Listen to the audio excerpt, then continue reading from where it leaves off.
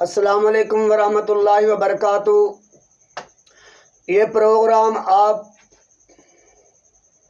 کی خدمت میں پیش کیا جا رہا ہے۔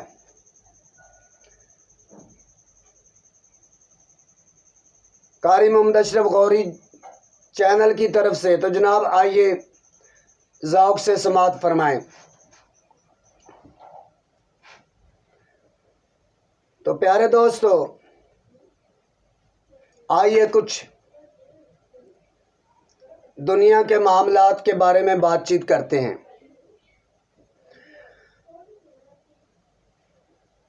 تو لڑائی جھگڑے سے ہمیشہ اپنے آپ کو محفوظ رکھیں۔ لڑائی جھگڑے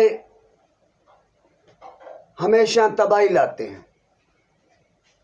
امن، سکون، سلامتی اور دنیا اور آخرت کی ہمیشہ عافیت طلب کریں۔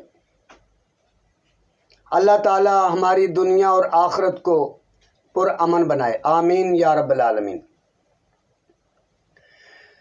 تو پیارے دوستو، ایک واقعہ آپ کی گوش گزار کرنا چاہتا ہوں۔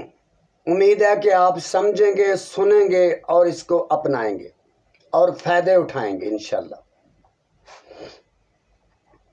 ایک آدمی کا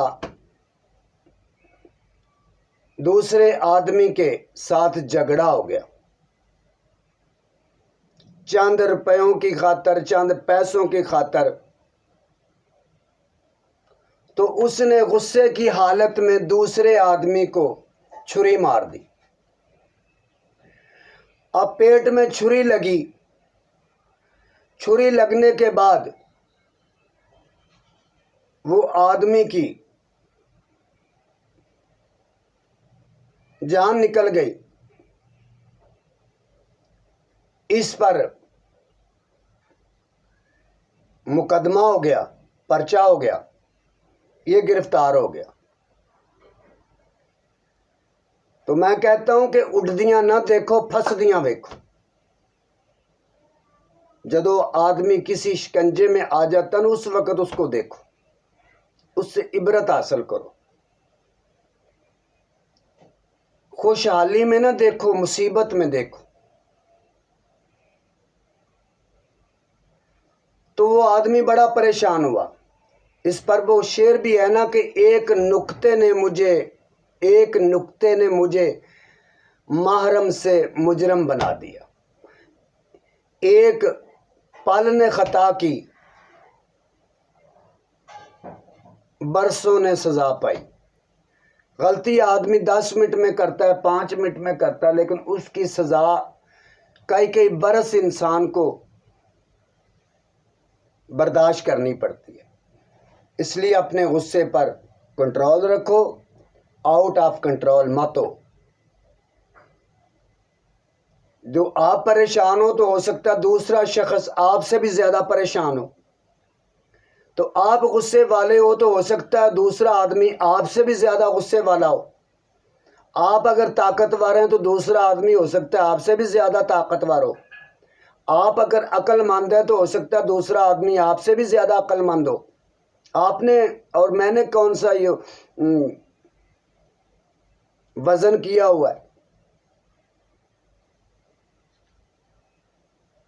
تو پیارے دوستو، اس آدمی کو پولیس گرفتار کر کے تھانے لے گئی، پھر پرچہ ہوا۔ پھر آپ دیکھتے ہیں کہ کیسے پھر گھر برباد ہوتے ہیں، کیسے گھر سے پیسہ خرچ ہوتا ہے، کہاں سے پیسہ شروع ہوتا ہے، لگتا عدالتوں میں، تھانوں میں، کہاں پیسہ لگتا ہے۔ تو اللہ تعالیٰ اپنی حفظ و امان میں رکھے۔ ایک پنجابی کی کہاوت ہے کہ اللہ تعالیٰ تھانے، کچہریاں، عدالتاں تو پناہ نصیب فرمائے، ہسپتالاں تو اللہ تعالیٰ اپنی پناہ نصیب فرمائے۔